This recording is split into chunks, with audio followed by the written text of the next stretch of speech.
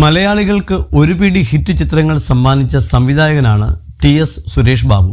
40 വർഷത്തെ സിനിമാ ജീവിതത്തിൽ വെറും 20 സിനിമകൾ മാത്രമേ സുരേഷ് ബാബു സംവിധാനം ചെയ്തിട്ടുള്ളൂ.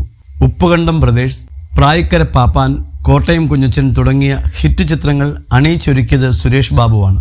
സിനിമയിൽ നിന്ന് 2 വർഷത്തോളം ബ്രേക്ക് എടുത്ത സുരേഷ് ബാബു ഏഷ്യാനെറ്റിലെ എക്കാലത്തെയും ഹിറ്റ് സീരിയലുകളിൽ ഒന്നായ കടമറ്റത്തെ കത്തനാർ അണിയിച്ചൊരുക്കിയിരുന്നു. സീരിയൽ ഹിറ്റായതിന് പിന്നാലെ കത്തനാർ എന്ന സബ്ജക്റ്റ് സിനിമയാക്കണമെന്ന ആഗ്രഹമുണ്ടായിരുന്നുവെന്നും മമ്മൂട്ടിയോട് സംസാരിക്കുകയും ചെയ്തിരുന്നുവെന്നുമാണ് സുരേഷ് ബാബു പറഞ്ഞത്. സീരിയലിലൂടെ താൻ പ്രൂവ് ചെയ്തതുകൊണ്ട് മമ്മൂട്ടിക്ക് തൻ്റെ മേലെ കോൺഫിഡൻസ് ഉണ്ടായിരുന്നുവെന്നും ഗോകുലം ഗോപാലിനോട് നിർമ്മിക്കാൻ പറ്റുമോ എന്ന് ചോദിക്കുകയും ചെയ്തെന്നും സുരേഷ് ബാബു പറഞ്ഞു. അവതാറിന് VFX ചെയ്ത ടീമിനെ കൊണ്ട് ഗ്രാഫിക്സ് ചെയ്യിക്കണമെന്നായിരുന്നു ആഗ്രഹമെന്നും സുരേഷ് ബാബു പറഞ്ഞു.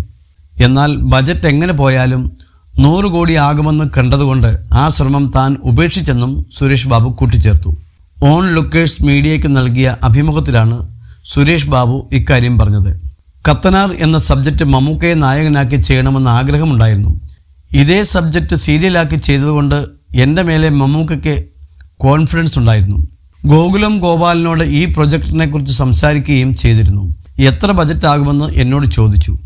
അവതാറിൻ്റെ VFX ചെയ്തവരെ കൊണ്ട് സിനിമ ചെയ്യിക്കണമെന്നായിരുന്നു എൻ്റെ ആഗ്രഹം. അതുകൊണ്ട് ഈ സിനിമയുടെ ബജറ്റ് എങ്ങനെ പോയാലും 100 കോടിക്കടുത്ത് ആവും. അത്രയ്ക്ക് ഹെവി ആയിട്ടുള്ള പ്രൊജക്റ്റാണിത്.